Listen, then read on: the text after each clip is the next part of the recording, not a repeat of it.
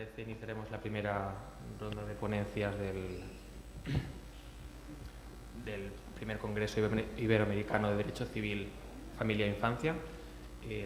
Mi nombre es Jaume Hombrado, seré aquí el moderador de la primera mesa. Soy secretario del Colegio de Criminólogos de Cataluña y investigador predoctoral en el Departamento de Derecho Penal aquí en la Universidad de Barcelona. Así que, por lo que representa a mi persona, que viene en representación de una institución tan nueva como es el Colegio de Criminólogos de Cataluña, agradecer al final la posibilidad de poder moderar esta mesa, al final con lo que espero que serán 3 grandes ponencias, aunque breves por el tiempo que tenemos. Y aunque nos han dicho que tenemos 5 minutos, seré yo el más breve, porque al final creo que soy el que menos tiene que decir, y dejaremos que ellas puedan al final exponer lo que en buena medida han venido a presentar. Así que, sin más dilación, en primer lugar presentaré a la doctora Carme Panchón Iglesias. Es profesora titular de Pedagogía de la Inadaptación Social en el Departamento MIDE de la Facultad de Educación, Universidad de Barcelona. Es directora adjunta del Instituto de Ciencias de la Educación, el ICE, y el Instituto de Desarrollo Profesional, el IDP, en la Universidad de Barcelona. Desde el año 2000 al 2016 fue subdirectora del Instituto de Infancia y Mundo Urbano, codirectora en este instituto del ámbito de la investigación sobre infancia, adolescencia y familias en situación de riesgo y exclusión social. A su vez, también es miembro en diferentes grupos de investigación, en el GERDIS de la Universidad de Barcelona sobre derechos de inclusión, el GIA, Grupo para la Infancia y la Adolescencia, y el Grupo de Estudios Avanzados sobre la Violencia, en la UB. No sé si actualmente es directora del programa In Here y del programa Rescue sobre refugiados. Entonces, con mucho placer. Bien, buenos días. Muchas gracias. En primer lugar, dar las gracias por la oportunidad que me han brindado de estar aquí. Como decía ayer el profesor Bello, decía, se ha de empezar con alguna anécdota, etcétera, ¿no? Además de otras cosas que comentaba. Y yo pensaba, bueno, ahora sí que lo ha puesto para la anécdota. La mía es fácil, porque resulta que si nos pusiéramos una toga, como en una de las de las 2 orlas que guardo a lo largo de todos estos años de trabajo, la mía es de color azul y el resto es de color rojo. Es decir, siempre estoy rodeada de personas del derecho y que me siento muy honrada además. Y esto porque ayer lo comentábamos también antes de empezar en este sentido. El derecho limita, pero desde el punto de vista de la educación, de la intervención socioeducativa, facilita mucho y posibilita la intervención educativa, ¿no?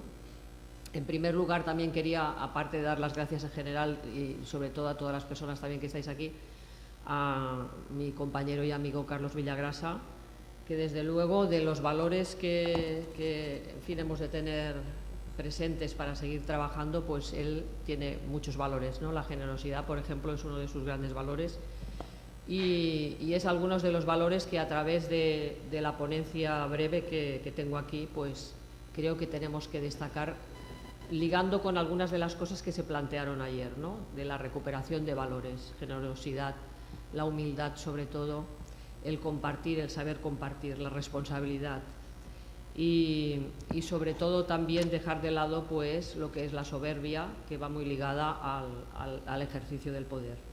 Bien, en relación con la violencia filioparental, tenemos que la violencia en las relaciones familiares en las que están implicados infantes y adolescentes, ayer vimos algunas que eran los chicos y chicas como objeto de violencia directa o indirecta. Ayer lo hablábamos, ¿no? Que habían sufrido violencia o entornos violentos, que la compañera, la doctora Tamayo, ayer también entraba por aquí. Entonces, después hay otras situaciones en las que los infantes adolescentes son sujetos de violencia, es decir, son los autores, los agresores. Tanto si son sujetos como objetos, la tipología de las intervenciones que se pueden hacer con ellos y ellas se agrupan o las podemos agrupar en 2 grandes bloques, que son las intervenciones preventivas, prevenir, esto sería lo ideal, podríamos hacerlo, si aplicáramos todas las legislaciones estatales, autonómicas, se podría hacer, si todas las administraciones cumplieran con sus responsabilidades, sus obligaciones, sus deberes se podría hacer, pero todavía tenemos que estar reivindicando. Ayer se hablaba también. Pues todo el grupo de las preventivas, actuar preventivamente, con programas y recursos de soporte, acompañamiento a las familias, asesoramiento, preferiblemente desde la proximidad, desde los entornos más próximos, diríamos desde los entornos de los servicios sociales básicos o entornos comunitarios. Y después las intervenciones restitutivas, dar respuesta para restituir situaciones, una situación determinada. Aquí tenemos mucha experiencia en Cataluña a través de la justicia juvenil o justicia de menores, todo lo que son la ejecución de medidas de personas entre 14 o 18 años en las que se ven implicadas en estos comportamientos. ¿Qué ocurre con aquellas personas menores de 14 años que no pueden entrar en el ámbito de la justicia juvenil o justicia de menores? Pues tendrían que estar a través de la Dirección General de Atención a la Infancia y a la Adolescencia, que ya que no se hace cargo justicia juvenil, se tendría que hacer cargo esta entidad, que es la que, y a través de la Ley 14/2010 de los derechos y oportunidades de la infancia y en la adolescencia, en la que queda muy marcada esta intervención desde la Dirección General de Atención a la Infancia. Por lo tanto, tenemos que tener aquí, lanzo dos cuestiones: prevenir y restituir. No podemos dejar de restituir porque no habíamos prevenido, y no vamos a prevenir porque estamos restituyendo, ¿de acuerdo? Después sí que, si os parece, podemos retomarlo. ¿Contra quién se ejerce la violencia? Pues todas las investigaciones que estamos llevando a cabo más o menos desde el 2005, que empezó a repuntar este fenómeno en el Estado español, en España, se ejerce básicamente, cuando hablamos de progenitores, es hacia la madre sigue siendo por la figura central, madre y bien abuela, hermanas, por este orden, y en el menor, en otro porcentaje menor, pues hermanos de la propia familia, abuelos, etcétera. Otra cuestión que por las investigaciones constatamos: no hay un perfil único. Empezamos, cuando estudiamos esto a partir de los 2005, en que los perfiles eran más de chicos y chicas que formaban parte de lo que serían las situaciones de exclusión social. Pero a raíz de que han ido aumentando las denuncias, hemos podido tener más acceso a la información, etcétera, no hay un perfil único. Está este perfil tanto relacionado con las características personales del propio chico o chica como del nivel socioeconómico familiar. Hay diferentes factores que pueden influir en el deterioro de las relaciones filioparentales, por ahí que hay muchísimas investigaciones transdisciplinares y transinstitucionales que nos juntamos para trabajarlo. Como os decía, empezamos al tiempo que, por desgracia, se incrementaban las denuncias de maltrato, empezamos a estudiarlo y hacia 2017, cuando se presentó el informe de la Fiscalía General del Estado, ahí hubo un dato que nos hizo otra vez poner, como decimos aquí en nuestra expresión, los pelos de punta. Se registraba una media de 13 denuncias por día en España de hijos e hijas que pegaban a sus padres. Aquí ya empezamos a pensar, uy, aquí pasa algo. Estas media de 13 denuncias, teniendo en cuenta que solo se denuncian entre un 10 y un 15% de los casos. Bien, entonces, ya digo, la del 2018, cuando a principios de 2018, este febrero, se vuelven a presentar los datos, quiere decir que más o menos se está estabilizada esta media de 13 denuncias. Sin embargo, el porcentaje de denuncias ha pasado ya a un 15%. Algo estamos haciendo que tiene un impacto. Quiere decir que algunas de las cuestiones que hablamos ayer, sensibilización, información, formación, va llegando. ¿Qué va ocurriendo con...? A ver, un momento, que no me pierdan. Bien, lo del perfil sigue siendo el mismo. Sin embargo, en los últimos datos hay un incremento de chicas. Va incrementándose el protagonismo de las chicas. Hay una diferencia entre el maltrato que ejercen los muchachos y las muchachas. Pasa igual con otra tipología de delitos. Si miramos las estadísticas, los chicos van más para el maltrato físico, las chicas hacia el maltrato emocional. Esto es una característica pues propia de chicos y chicas. ¿Cómo se podrían agrupar? Algunas de las agrupaciones que hacemos nosotros cuando estudiamos estas cuestiones. Pues algunas de estas decimos, hay chicos y chicas que tienen problemas de consumo de drogas, bajo rendimiento educativo, algún episodio de violencia en el centro educativo, problemas emocionales, trastornos de conducta, de salud mental, ansiedad, etcétera, que no tienen que ayer se comentaba también, no tienen las habilidades para gestionar todas estas cuestiones. Pero tenemos un importante grupo también de personas que no presentan ningún problema aparentemente ni de consumo de drogas ni de otra índole de esto que acabo de comentar. Por tanto, tenemos aquí que tenerlo en cuenta para, sobre todo, poner en marcha los programas y las intervenciones que sean adecuadas a las necesidades que presentan las personas. No cojamos, dijéramos, el título de violencia intrafamiliar y a todos les aplicamos lo mismo. Características de la familia, otra cosa que preocupa muchísimo. ¿Qué nos encontramos aquí? Hay diferentes estilos de crianzas familiares. Claro, los podríamos agrupar en los clásicos, el estilo sobreprotector, autoritario, negligente, ausente, etcétera. Después hay determinadas estructuras y dinámicas familiares, biparentales, monoparentales. En estas, claro, es diferente cuando es monoparental, pero las biparentales, sobre todo, hay discrepancias en los estilos educativos, hay modelos de convivencia complicados también. ¿Qué falla en todas ellas? ¿Qué podríamos decir que falla? Pues fallan las habilidades, es decir, los modelos comunicativos, que también salió también ayer, dicho de otras maneras, compañera Moratón. ¿Lo he dicho bien? Sí.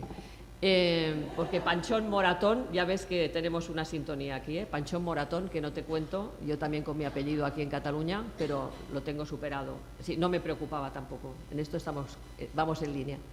Bien, pues ¿qué ocurre? Que hay pocas incapacidad educativa de los padres, podríamos decir, de alguna forma, incapacidad educativa de los padres para poder hacer frente a las responsabilidades parentales y modelos comunicativos que no funcionan. No sabemos, no hemos aprendido a comunicarnos adecuadamente. Nos comunicamos, pero cada uno con una frecuencia diferente. ¿De acuerdo? Claro, ¿qué ocurre aquí? Pensemos en nuestro entorno. Es decir, imaginémonos cuando un hijo o una hija levanta la mano hacia un padre o una madre. ¿Qué es esto? ¿Qué representa nuestro entorno, ¿no? Durante muchos años el dicho popular que se utilizaba referido a apariencias o a conductas deplorables en nuestro entorno, que se decía es más feo que pegarle a un padre, esto ya parece que se ha superado, ¿no? ¿Qué hay? Se hablaba crisis de autoridad, de valores, etcétera. ¿Qué ocurre? ¿Esto es lo que ya he gastado?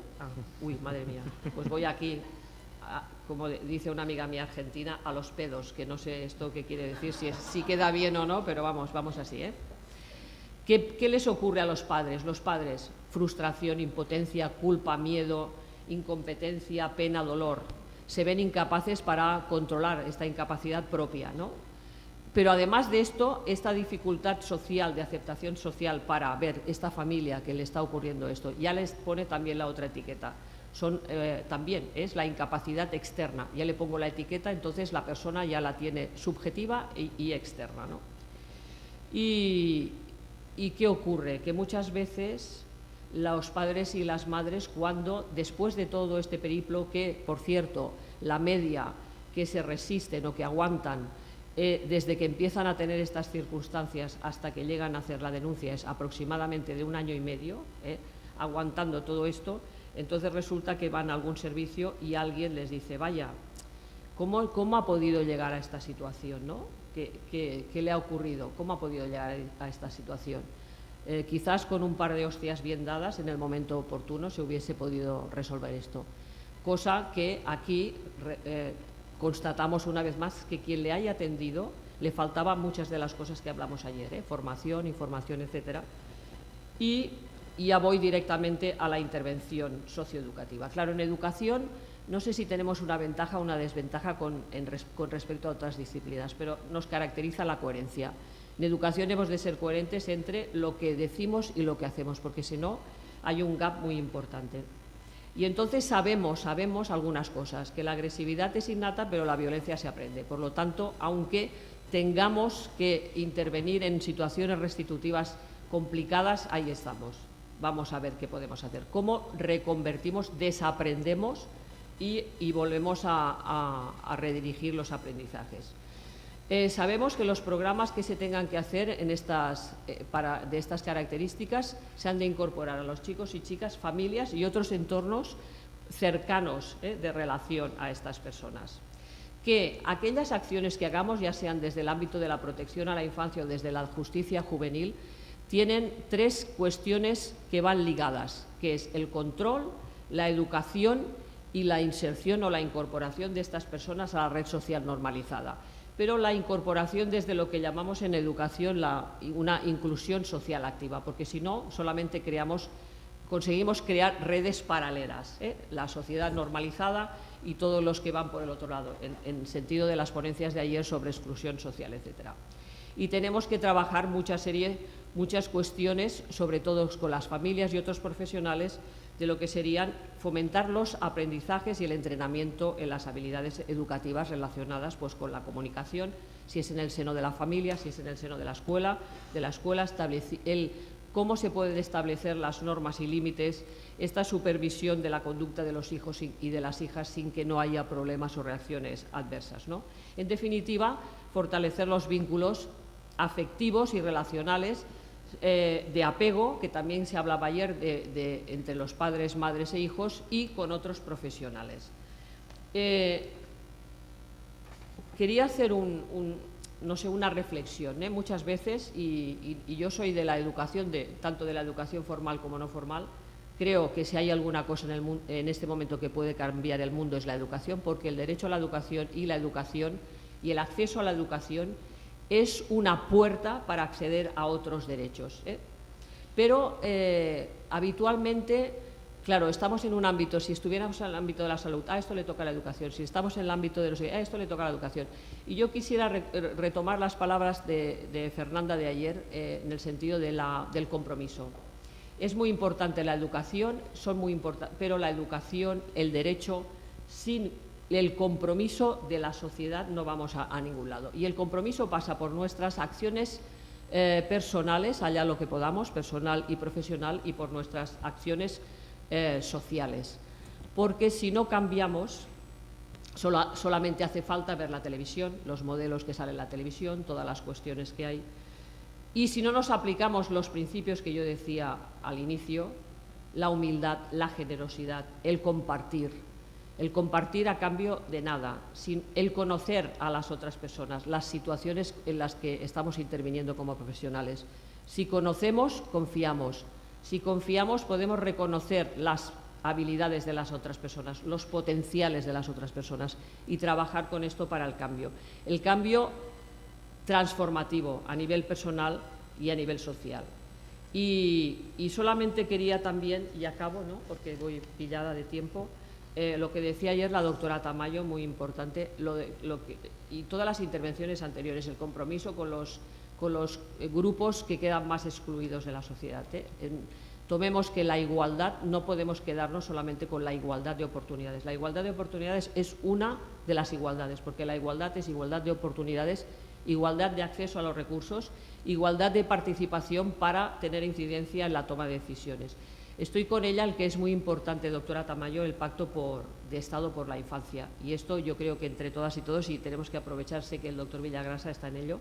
Y después, en relación con lo de la infancia, uno de los elementos clave para poder trabajar desde la educación y normalizar, incorporar a todas las familias y criaturas en el sistema social, es la importancia de la educación 03. Empezar desde lo más temprano, pero el otro mensaje es no olvidar que cuando ya se ha infringido la ley, por entendernos, no podamos tener oportunidades para la restitución. Por mi experiencia y la de otras personas, como en la medicina, no tiramos nunca la toalla. Hay situaciones que son más complicadas y algunas que no serán irreversibles, pero hemos de trabajar para conseguir las máximas potencialidades de todos y todas. Bueno, muchas gracias. Perdonad si me he alargado un poco. Gracias.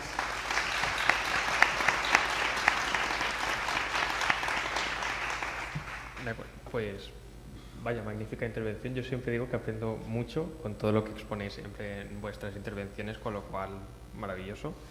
Sin más dilación vamos a la siguiente ponencia, de la doctora Rocío Ramírez Sánchez. Es abogada y magíster en Derecho de Familia, Convención en Mediación Familiar.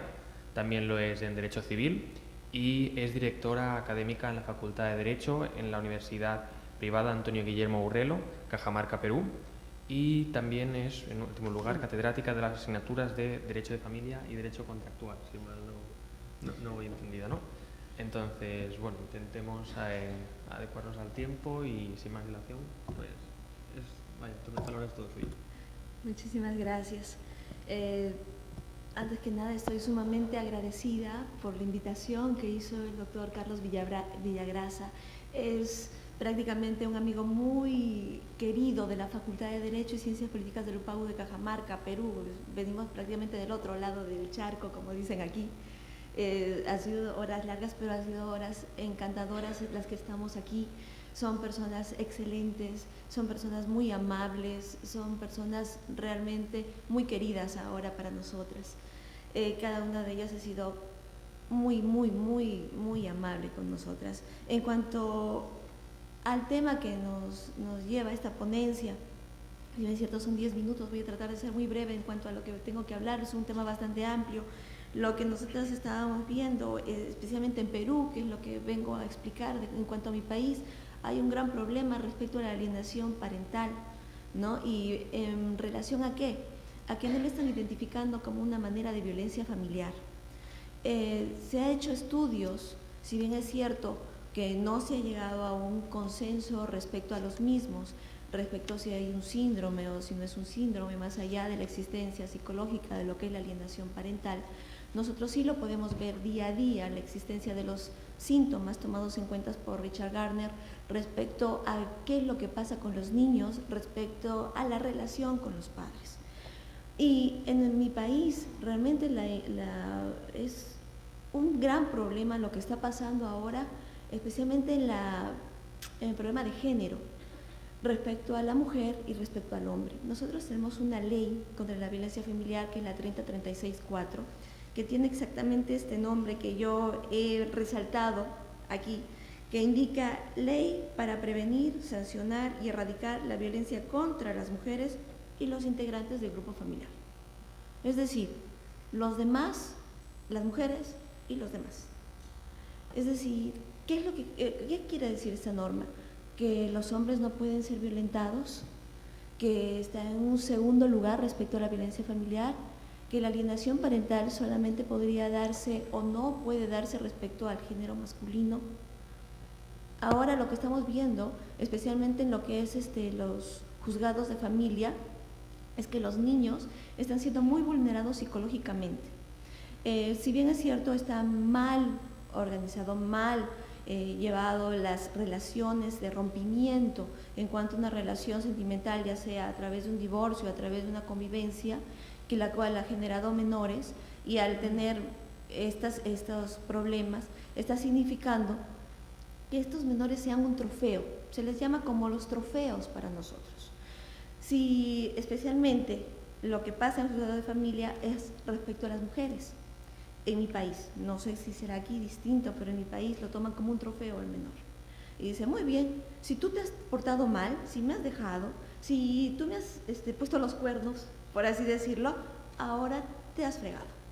Ahora sí, ese niño va a ser mío. Lo voy a tomar como rehén.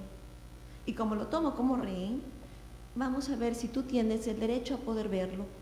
Si, vamos a ver, ¿tiene régimen de visita? Perfecto, tienes un régimen de visitas. Vamos a ver si ese régimen de visita te lo vamos a llevar a cabo. Justo el día que te toca verlo, tú no lo vas a ver porque tiene karate, porque tiene inglés, porque tiene clases de X cosas. O justo ese día estaba durmiendo, o justo ese día tenía que descansar, o justo ese día tenía que ir al cine con sus amigos, pero nunca pudo ver al padre. El gran problema es que lo que no están identificando es que para ser un ser humano completo, un ser humano que no tenga problemas posiblemente a futuro, debe tener la unión de ambos padres, debe tener el apoyo de ambos padres, porque después se ha visto en base a estudios es que tienen grandes problemas cuando son adultos. ¿Por qué esta relación no puede ser una relación, sana, por así decirlo, ¿no? Lo ideal sería que fuera sana. Lo ideal sería que todo divorcio o separación, más allá de cualquier tipo de relación que ha sido o que ha llevado a cabo esta relación sentimental, al término de la misma, como cualquier relación, puede terminar, sea lo más sana posible y decir, personas maduras, vamos a ver, tú tenemos unos hijos, nosotros no nos llevamos bien, pero al fin y al cabo nuestros hijos son primero y vamos a tener que relacionarnos, querramos o no, en un buen sentido, pero respecto a los menores. ¿Qué ha hecho esta ley de violencia familiar? Ha identificado 4 maneras de violencia familiar, incluyendo ahora una violencia patrimonial, que sí es cierto, se ha visto muchísimo en nuestro país respecto a la violencia patrimonial hacia la mujer en especial. ¿No? ¿Cómo así? Yo me caso, ojo, si yo me caso, la mujer está para estar en la casa, para cuidar a los hijos, para quedarse todo el día viendo qué es lo que tiene que cocinar, qué es lo que tiene que ver, estudiar, por favor, o sea, si es que tienes tiempo puedes estudiar, si es que tienes tiempo después de los hijos, tener maestrías, tener doctorados, vamos a ver, tendrías que estar soltera o estar divorciada para que tú puedas tener todos esos grados. Caso contrario, tú deberías estar en tu casa. Realmente es una violencia extrema. La violencia patrimonial es, muy bien, como estoy en mi casa, vamos a ver, tú tienes que ahora cocinar, por así decirlo, y estoy hablando casos reales, tienes exactamente, por la moneda de soles en mi país, tienes 10 soles para hacer, dice, pero 10 soles no me alcanza para nada, mínimo 100, 200, no, tú verás lo que haces con 10 soles. Pero que algunas veces responden, ¿no? ¿Pero qué voy a hacer? Disculpen lo que voy a decir, prostitúyete si quieres. ¿A qué grado hemos llegado de violencia patrimonial, violencia psicológica, más allá de la violencia física? Ayer hablaba con algunos ponentes que eran muy amables y les comentaba, es cierto, estamos avanzando en cuanto a los derechos de la familia, los derechos de la mujer, pero el gran problema es que nos están matando. Nos están matando, literalmente nos están matando. El feminicidio ha crecido tanto, esa violencia física ha crecido tanto, que hace unas semanas atrás una chica fue quemada totalmente en mi país, solamente porque no le había hecho caso a un chico. Este chico estaba muy enamorado de ella y ella le había dicho, no quiero estar contigo, muchas veces. Terminó que subiendo al ómnibus, rociándola de un combustible y quemándola finalmente. La trataron de apagar con este extintor, fue peor para su piel y al final terminó muriendo lastimosamente. Todos los días en mi país amanecemos escuchando con la violencia de que nos acuchillaron, que nos mataron, que nos han arrojado de edificios. Si estudiamos más, es mucho peor, porque ¿cómo puedes educarte tanto? Y lo peor es que nosotros también nos violentamos entre nosotras. Es decir, si es que tenemos grado, dice, es que tú te has tenido tiempo, tú no has hecho nada más que estudiar, es que no te casaste, no tienes hijos, no sabes lo que es ser madre. ¿Cómo? ¿Con razón no has tenido tiempo para tener todos esos grados? Como si eso no significara que nosotros también tenemos que tener cierto tiempo y tenemos muchas actividades adicionales. Regresando a lo que es la alienación, miren lo que es el grado de violencia en mi país, es sumamente grave lo que está pasando actualmente. Nos da miedo hasta salir. Tenemos que decir exactamente dónde estamos, dónde vamos. La alienación ha llegado a tal punto que, como nos han violentado tanto, nosotros nos hemos vuelto también, además de víctimas, en agresores. ¿Y a quiénes agredimos? A nuestros hijos, o a nuestros hermanos, o a nuestros sobrinos. Pero a los más pequeños, a los más débiles estamos agrediendo. Y la alienación parental es una agresión. Ahora, estamos cometiendo un grave problema y estamos haciendo un grave problema a futuro. ¿Cuál es?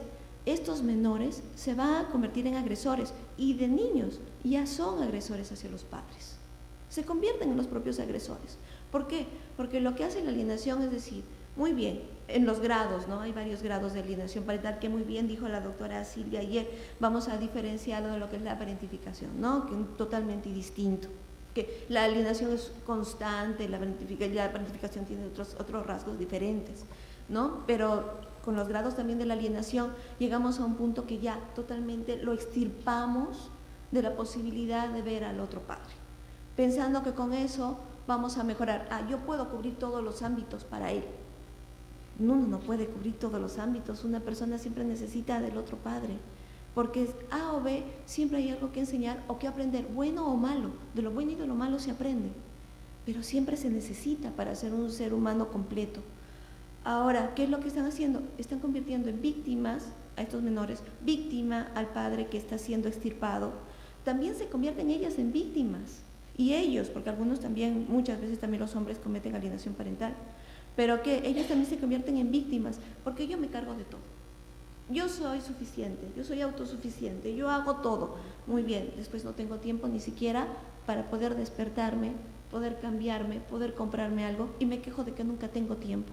Y luego le digo a mis hijos, ¿sabes qué? Tú no sabes toda la cantidad de tiempo que yo he dado para ti, gracias, que yo he hecho para ti, yo he dejado de hacer cosas por ti, mi vida es tuya.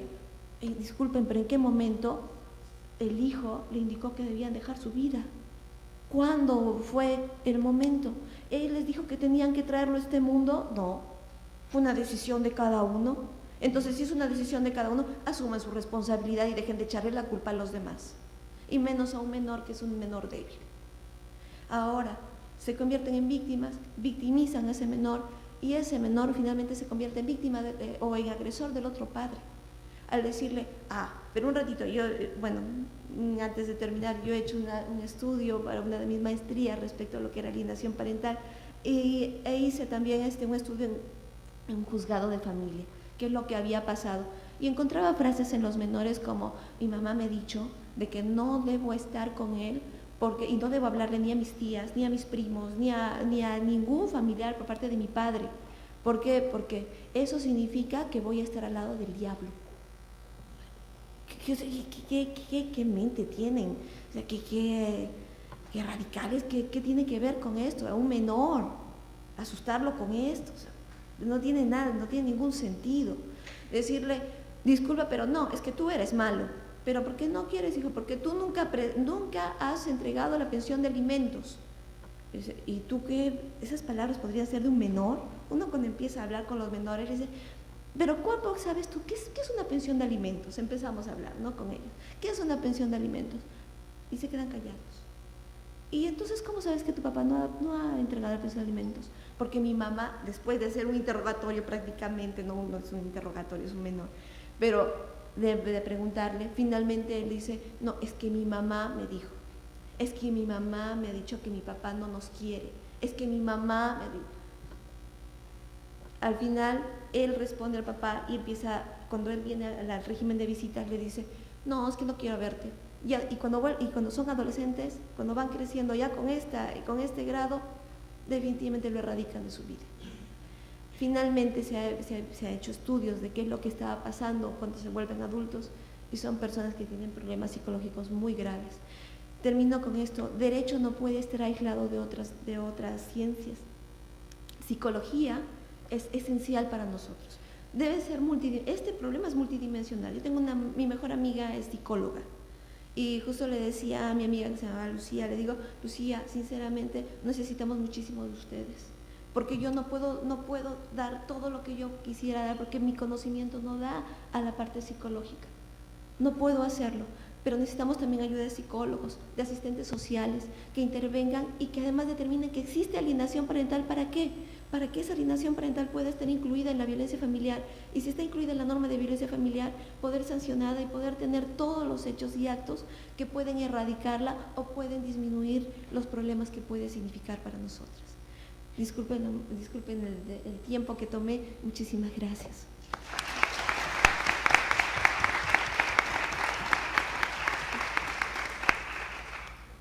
Muchas gracias. Dentro de los 10 minutos, pero tenemos 10-15, quiero decir que por ahora nos hemos adecuado a los tiempos en los dos casos y vaya maravilloso. Si os parece, haremos las 3 intervenciones. No sé si habéis que abrir un turno de palabras cuando acabemos mejor. Al final, cuando se hagan las 2 mesas. De acuerdo. Entonces, en tercer lugar, expondrá la doctora Otilia Loyita Palomino Correa, abogada y magíster en Derecho de la Universidad Privada Antonio Guillermo Urrelo, Cajamarca, Perú, y se ha desempeñado como asistente judicial, asistente de la función fiscal y fiscal de familia. Actualmente es docente auxiliar a tiempo completo por la Universidad Privada Antonio Guillermo Urrelo, dictando la cátedra de Derecho Procesal Civil.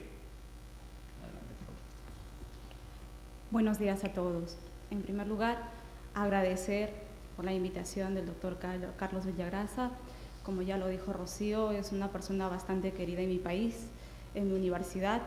se siente como en casa, creo yo. Bueno, espero que así sea. Igual agradecer a todos ustedes por la hospitalidad que nos están brindando, nos hemos sentido muy contentas, estamos disfrutando y aprovechando al máximo estas jornadas. Sin más, vamos a dar pase al tema que nos ha traído hoy, que es la violencia filioparental. Ya la doctora Panchón nos explicó un poco de cómo era la violencia filioparental. Sin embargo, he visto que en estudios que ustedes nos llevan un poquito a la diferencia porque ya hay estudios, ya hay cifras que demuestran cómo estamos estadísticamente. Sin embargo, en mi país aún no existen datos estadísticos y si es que lo hay, no son fiables. Hablar de violencia filioparental es hablar de una víctima que viene a ser el padre, la madre o una persona directamente relacionada con un menor, mientras que el victimario va a ser el menor de edad. La pregunta que todos nos hacemos es, pero entonces, ¿qué está pasando? ¿Por qué los menores se vuelven agresores y los adultos se vuelven víctimas? En realidad es una pregunta que quizás no se la pueda responder. Sin embargo, podríamos achacar a muchas circunstancias.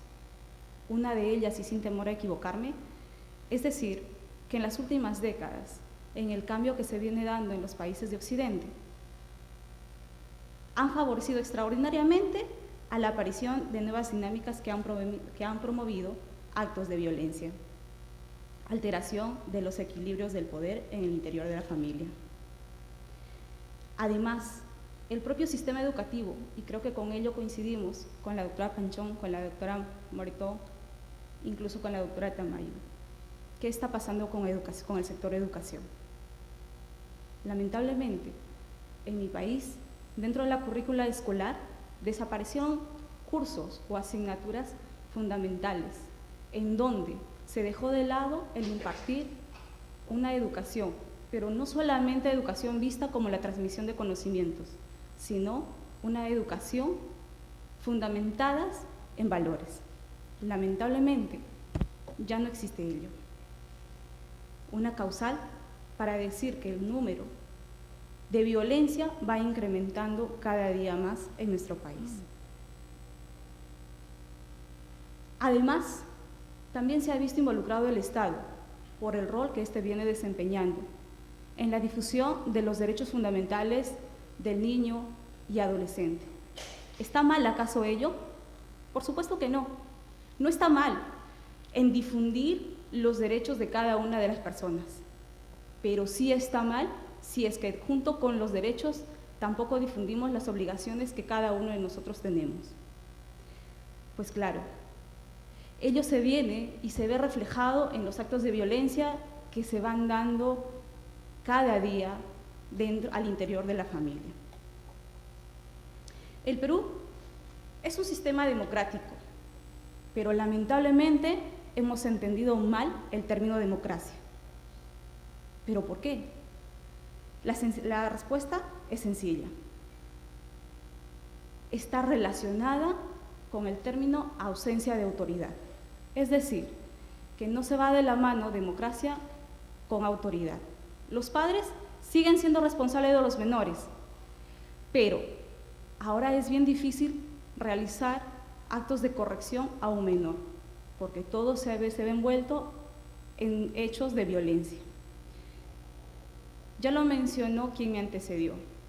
En Perú existe una ley, es un poco paradójico, porque existe una ley que no se dio por las necesidades de la población, sino se dio por un aspecto social, por la influencia de los medios de comunicación, que lamentablemente en mi país los medios de comunicación realizan un cuarto poder, es un poder más del Estado, pues son tan influyentes y lamentablemente de una manera negativa. Hace años atrás teníamos una ley que considero que era mucho más eficaz que la ley de violencia familiar actual.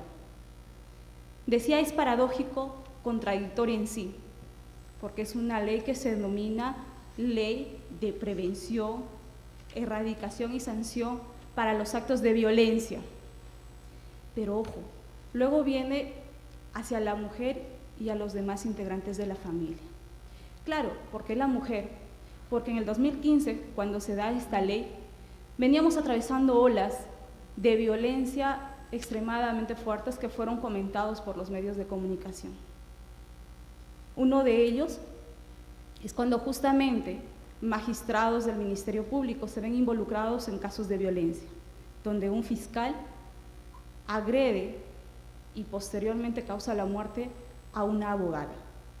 Fue un hecho demasiadamente comentado y que sirvió para esta ley. Con ello, decían nuestros padres de la patria, que se iba a solucionar la ola de violencia que el país estaba enfrentando. ¿Fue así? Lamentablemente no. ¿Qué hemos visto en los últimos años? Del 2015 al 2018, lamentablemente, hemos visto que el índice de violencia ha incrementado. Me voy a centrar un poco para contar algunos casos que me traen a la reflexión. Y como lo comentábamos con algunas personas ya de acá, también existen víctimas en donde no sé si la formación al interior de la familia no le permite denunciar, o más que denunciar, llegar al fondo de la verdad y ser protegida realmente por el Estado. El caso de María, donde se acerca cuando estaba desempeñando el cargo de fiscal de familia, se acerca a la oficina y me comenta que su esposo constantemente le agredía, pero no físicamente, sino psicológicamente. Pues le decía que no servía para nada, que simple y llanamente ella solamente se merece el título de ama de casa. Cuando converso con ella, le explico todos los beneficios y el procedimiento, porque existe un proceso de por medio, para que continúe con la denuncia. Simplemente después de haberla escuchado y haberla prestado atención, simple y llanamente dice, no quiero continuar, ya me escucharon y es suficiente. Menos mal que hay una psicóloga, me parece, que quizás nos podría un poco explicar esta situación. Casos como el de Rubén, donde acude a un centro de protección para las víctimas de violencia familiar. Rubén es una persona de 45 años y acude a un centro de emergencia de mujer, porque así le denominan a estos estanques que están conformados por abogados, psicólogos y asistentes sociales para brindar atención a las víctimas de violencia familiar. Y se acerca y por la sola presencia del señor se evidencia que es víctima de violencia. Pero la respuesta que recibe es, no te podemos atender porque eres varón. Las víctimas a quien nosotros atendemos necesariamente tienen que ser mujeres. ¿Y dónde está la igualdad de derechos? Pero hablando de violencia filioparental, ¿qué sucede en el caso de Pedro, de 75 años? Una persona de la tercera edad, en donde es víctima de violencia por parte de los hijos. Pues al fallecer su esposa, decide repartir los bienes entre todos sus hijos, pensando de que iba a ser lo mejor para los hijos y para él. Sin embargo, no fue así. Después de 6 meses de haber repartido los bienes, sorpresa, los hijos le botan de la casa. ¿Y qué pasó con ellos? ¿Qué hacemos con estas personas? Lamentablemente en mi país no existen casas de acogimiento a estas personas víctimas de violencia, pero sí es uno de los defensores del derecho a la igualdad. Como les he mencionado, ¿igualdad a qué? Si no somos iguales. Entonces, ¿de qué estamos hablando? Pero sin embargo, nuestra ley se denomina ley para prevenir la violencia familiar. Algo que particularmente la critico mucho. En estos últimos años, en estos últimos meses, a través del colegio de abogados al que pertenezco, estamos viendo la forma de ver que se modifique esta ley y que no actuemos, o que los padres de la patria no actúen por la intervención de la prensa, porque realmente es un daño que nos están haciendo a la sociedad, sino que deben conocer nuestra realidad porque el derecho, como lo decían ayer, no será eficaz mientras no encontremos soluciones al conflicto. Eso es lo que nos trae hasta acá, y creo que coincidimos con todos ustedes. Necesitamos encontrar un derecho eficaz, un derecho donde la víctima sea resarcida por el daño ocasionado, pero no solamente resarcida económicamente, sino también tiene que ser resarcida desde el aspecto moral. Acojo las palabras de la doctora Moretó. El cambio no empieza por los demás, el cambio empieza por uno. Sí, estoy convencida de ello, que el cambio empieza por mí. Si yo no hago nada, seré una más de la lista de víctimas de violencia. Pero si yo cambio, este cambio lo puedo manifestar y lo puedo transmitir a mi hijo, a mis amigos y a las personas que me rodean. Y cuando ellos vean el cambio en mí, podrán ser diferentes. Traigo también a colación la reflexión que hizo la doctora Tamayo, en que la educación no solamente debe ser impartidora o transmisión de conocimientos, sino la educación debe estar cimentada en valores. Señores, todos conocemos la problemática. ¿Qué estamos haciendo por cambiarla? Las dejo como tarea de reflexión. Muchísimas gracias.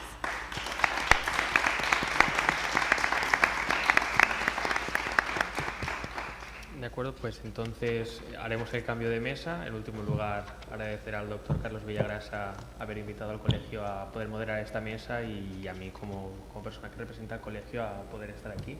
Así que, vaya, sin más dilación cambiamos ya los ponentes de la mesa. Muchas gracias.